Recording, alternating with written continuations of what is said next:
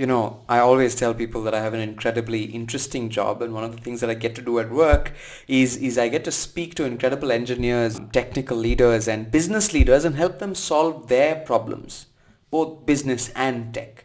And I help them do this in a creative and outside the box kind of fashion.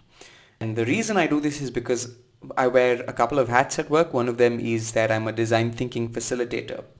While we do this, there is a common assumption that I have to fight with every single time, and it is that people who are academic and deeply technical in nature, they inherently believe that they're not creative. And I believe that this is a problem because it just isn't true. Everyone is capable of being creative.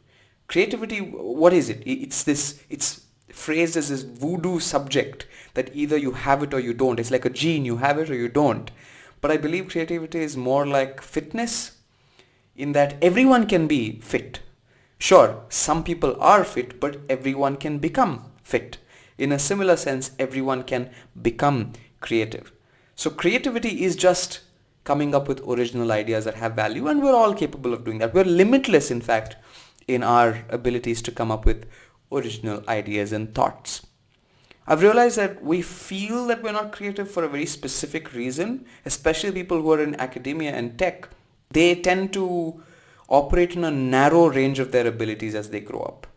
Not just a range of their abilities, a narrow range of their abilities, because the older you grow, the more pressure you have to succeed and excel in a narrow range. And what this does is oftentimes it ignores some of your other and perhaps truer interests. You get typecasted very easily by your peers. For example, if you're somebody who is very technically oriented, you go into tech. If you're somebody who's good at negotiation and speaking to people, you get categorized as the guy who goes into sales, guy or girl who goes into sales. And if you're somebody who's let's say good at finance, then there is a clear path laid out in front of you. But what this typecasting does again is it deprives you of some of your other and perhaps truer interests, like I earlier mentioned.